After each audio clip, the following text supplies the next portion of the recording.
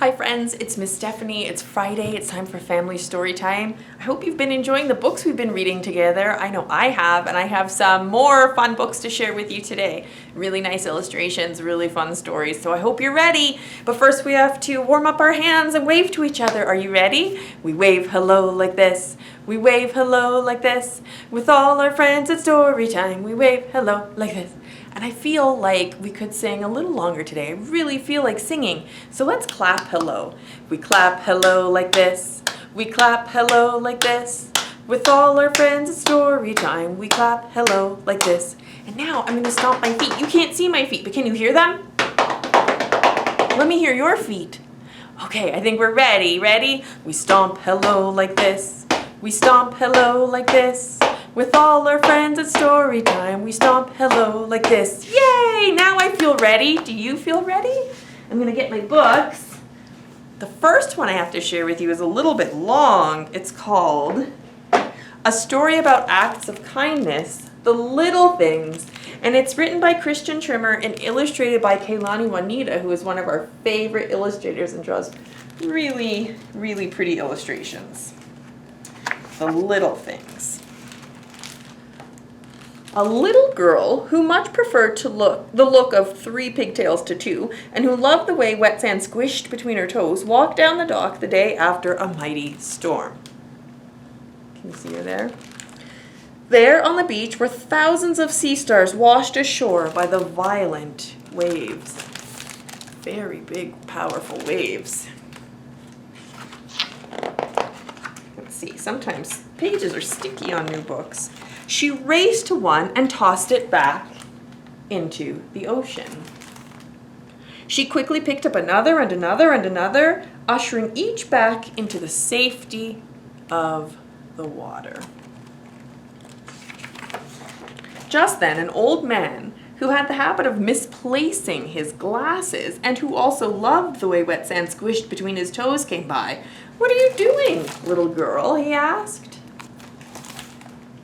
"What do you mean, what am I doing?" shouted the girl, who liked 3 pigtails and sand between her toes. She also had a strong sense of self. "I'm saving the sea stars." The old man was taken aback. "It's just there are so many sea stars. What's the point? You won't be able to save them all." "Of course I can't save them all," replied the little girl. She carefully tossed another sea star into the ocean. "But I saved that one, didn't I?" The old man had to admit that the little girl had a point. He picked up a sea star and placed it back in the water. Later that day, the old man headed to the animal shelter with his grandson, who liked butter on his noodles and brightly colored shoelaces. There they are at the animal shelter. What are we doing here, Grandpa?" asked the little boy. "I'm going to rescue a dog," the old man replied. The boy looked around. There were many animals who needed rescuing after the storm. "Taking home one dog isn't going to make much of a difference," he said.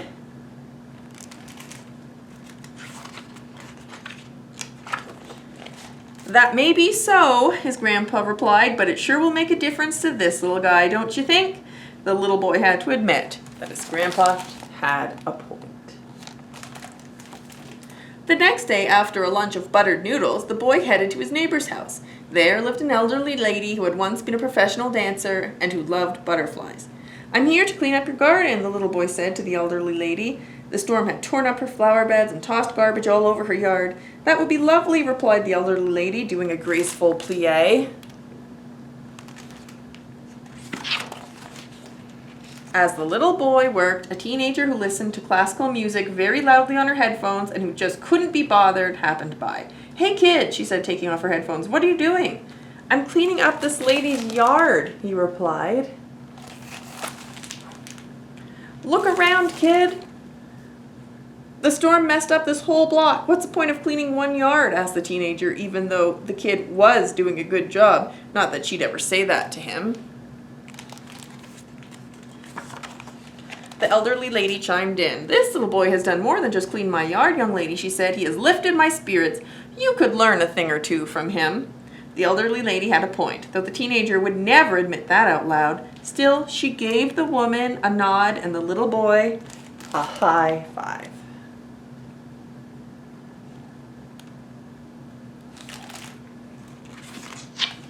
The next morning, the teenager packed an extra lunch and gave it to the homeless man outside the coffee shop, even though she knew there were many in need of a meal. Then a little girl with one missing front tooth and another wiggly one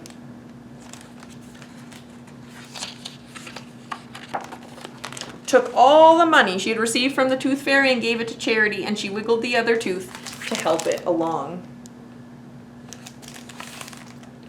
The little girl's mom, who made scrumptious cupcakes, gooey brownies, and mouth-watering cookies, along with some equally delicious gluten-free options,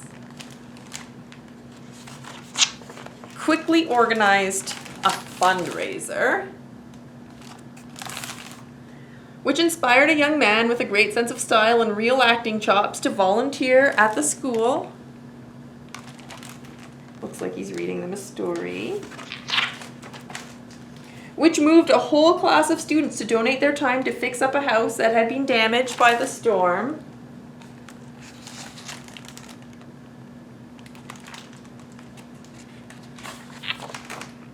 Which led to more ideas, more generosity, more kindness, and more action.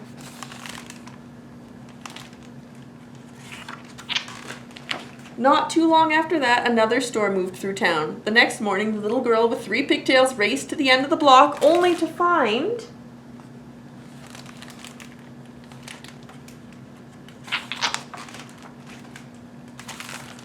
can you see?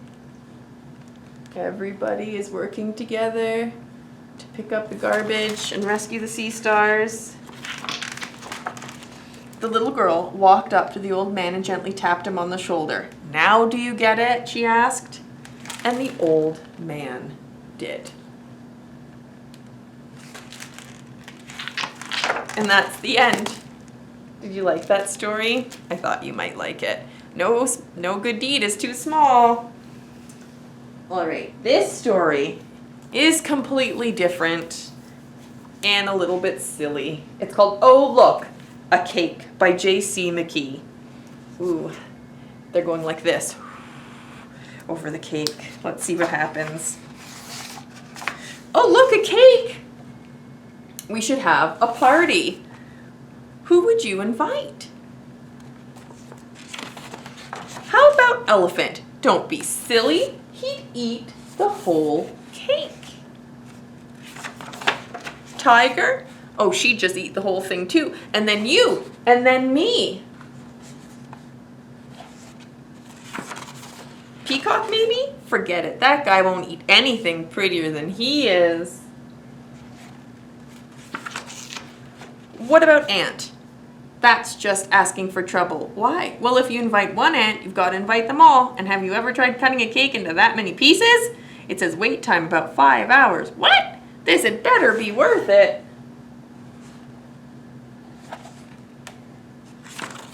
Porcupine? Only if you like your cake extra spiky.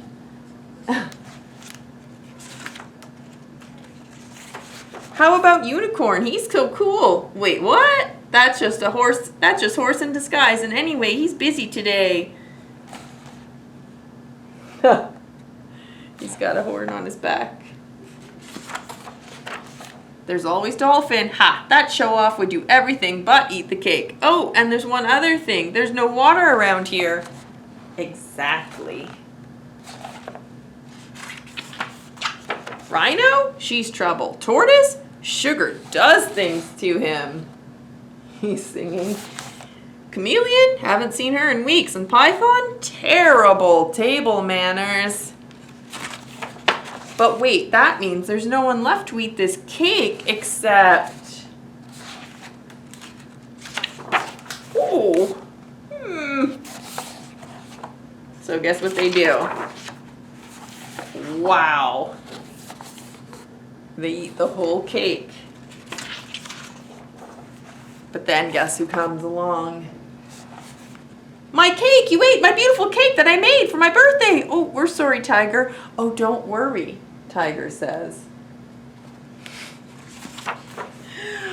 I can still get it back.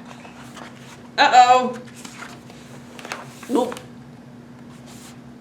Uh-oh. That's pretty silly. Birthday cake, tiger, sloth, and a meerkat. Okay. I thought it was silly and weird and funny. Okay. So our next book is called This is Ruby. And it's written by Sarah O'Leary and Aaliyah Marley. Doesn't say who wrote it and who illustrated it. Maybe they did both parts together. Okay. This is Ruby. She's so glad to see you. She can't wait to share her day with you. Would you like to see her room? Hello, hello, she says. Ta-da! And look, she built herself a little town. Ruby is always busy. There's so many things she wants to make, to do, and make and be. To do, it says. Invent, explore, make, potion. This is Ruby's best friend. His name is Teddy. Ruby might be an animal conservationist when she grows up, or an astronaut, or an engineer. She hasn't decided yet. Have you? Do you know what you want to do when you grow up? You have lots of time. Ruby likes to make things. She likes to watch things grow, and she likes to figure out how things work. Ruby knows that there's always another way to see the world. Whoa! She's looking through like a prism, a kaleidoscope. Ruby and Teddy like to do excavations. Her parents call it digging holes. Ruby could grow up to be an archaeologist.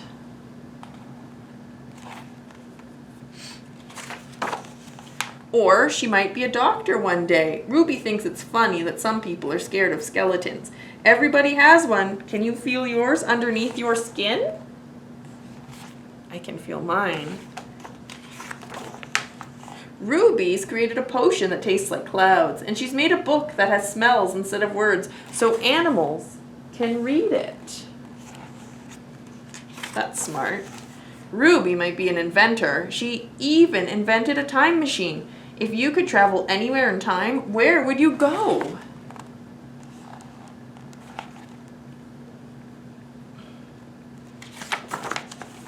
Ruby decides to go back to see what the dinosaurs really looked like. Well, I think I might want to do that too. And then she goes way, way back to see the day her parents met. That's not as far back as the dinosaurs, I don't think. After that, she visits the future.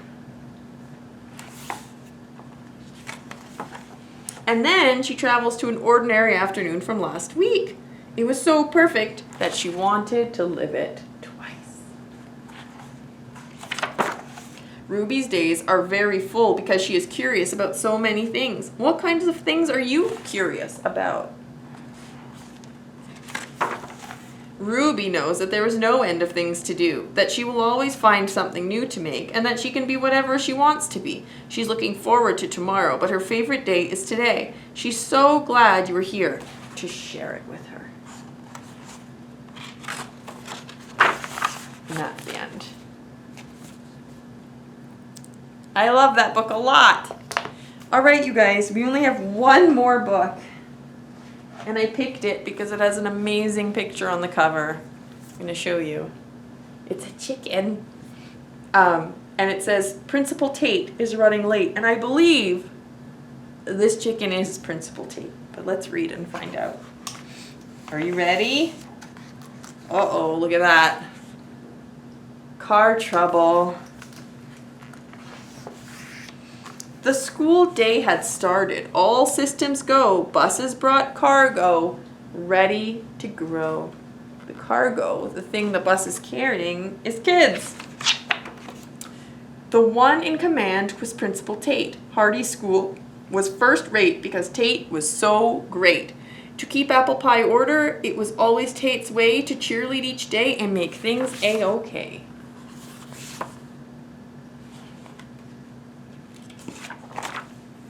She guided each student to try to be better, to be a goal setter and a go-getter, Tate helped fire drills go smoothly and helped meetings run well, from morning's first bell to dismissal's farewell.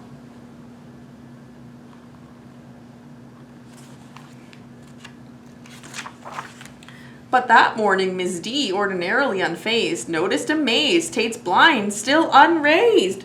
Here it was, 7:45, and Principal Tate was running late. You can see the doors all closed, the blinds are shut. Outside in the hallway, 2 youngsters were brawling, one loudly bawling, the other name calling.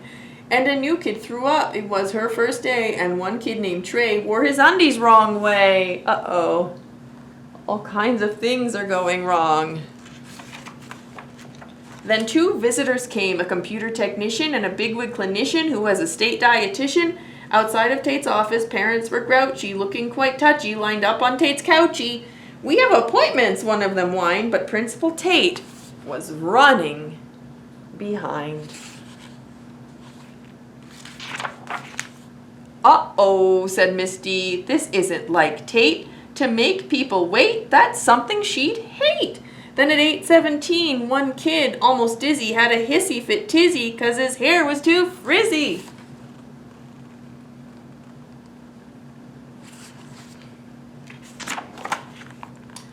Then more visitors came and formed a long queue. When a fire drill was due at 8:52, the school board arrived for its bi-monthly meeting, plus the guys completing their check on the heating.